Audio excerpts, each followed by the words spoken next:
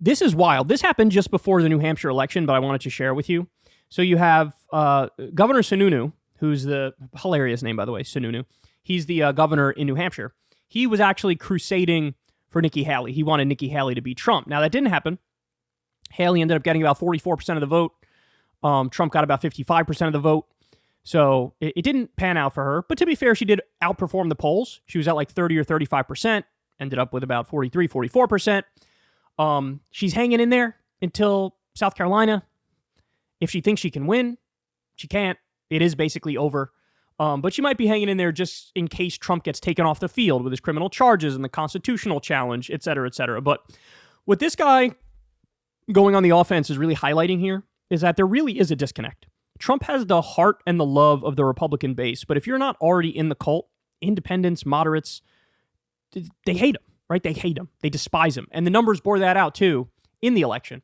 So this was just before the voting, and man, this guy did not hold back. And I think he represents a particular kind of Republican that might actually be a problem for Trump in the general election. Not saying Biden doesn't have his own problems. He has massive problems, but this is a real problem for Trump. So here he is. This is the most vicious I've seen maybe anybody go after Trump. I want to see you debate Donald Trump. I would pay to do that if that coward would get on the stage with anybody. No name Any calling. of us would love to. Please. We don't do the name calling. No, he's a coward. I thought you were going to be better.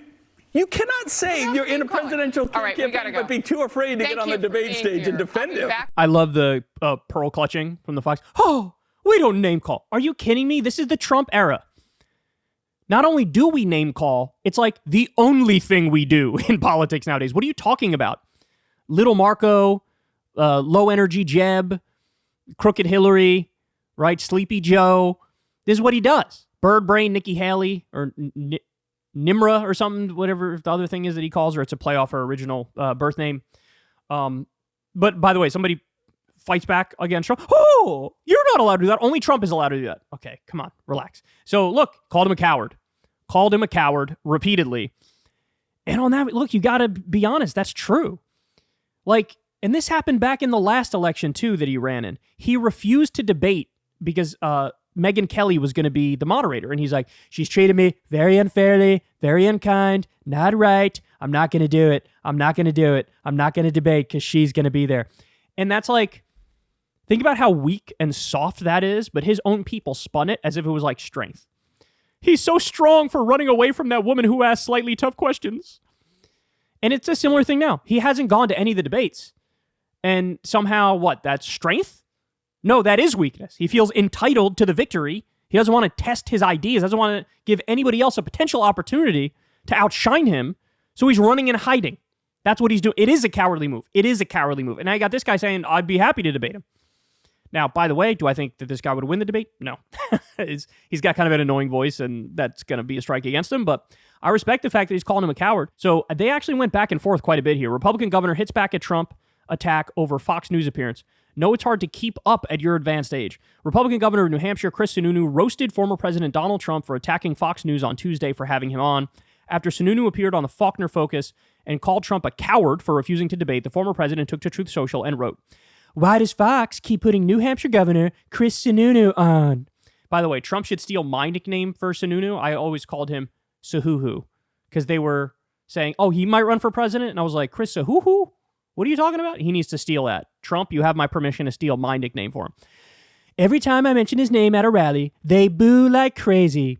He's all jacked up on something, but he ran for president without having the courage to announce, and he did really poorly. To have this loser on so much is really bad TV." By the way, Trump saying somebody's jacked up on something is hilarious because, like, there's all these rumors out there and some evidence to indicate Trump is a massive speedhead. He's the guy who's on uppers all the time. And by the way, it makes sense. He's 77 years old. He's obese, but he runs around with a lot of energy. It's kind of hard to do that without chemical assistance. It just is. And then, this is the guy, okay, so this is the response from Sahuhu. This is the guy that was blaming Nikki Haley for January 6th. When he is off the teleprompter, this is not the Donald Trump of 2016. If he is off the teleprompter, he can barely keep a cogent thought. Sununu said on Fox News, picking up on recent attacks on Trump's mental fitness. Trump regularly attacks Fox News programming that is not favorable to him, a long-standing intimidation campaign apparently aimed at purging critics in conservative media. So Sununu responded to Trump coming after him after Trump watched his appearance on Fox. And then Sununu says, I suppose it's tough keeping up with the conversation given your advanced age. Maybe try subtitles next time. Thanks for watching. All right, so look, I mean, at the same time that now Trump is being coronated, now this thing is over. It's wrapping up in front of our eyes. You have Vivek Ramaswamy doing like campaign events with Trump, sucking him off in front of these massive crowds, desperately trying to get a position in the administration. You have Tim Scott doing the same thing, trotting around out there with Trump and saying he loves him so much and all. It's embarrassing. It's embarrassing. But there are some Republicans who are not on board. Now, to be fair, look, it's kind of a bold prediction. My guess is literally almost every elected Republican is going to fall in line when it truly is all said and done. I really do. Maybe there'll be like one or two people who don't, but almost everyone, 99.9%, are going to fall in line for him. But as we stated before, that is not going to be the case among the voters. Trump has the heart of the Republican base and nobody else's.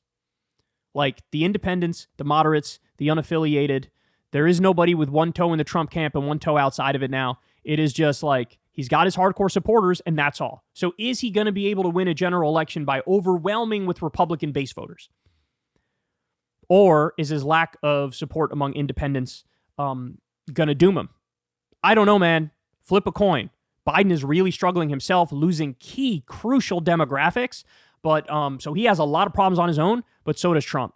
And this is sort of indicative of that now you have some going after him as aggressively as I've ever seen. And this is at a time when he's consolidating power. Hey, y'all, do me a favor and like and subscribe. It helps out big time in the algorithm.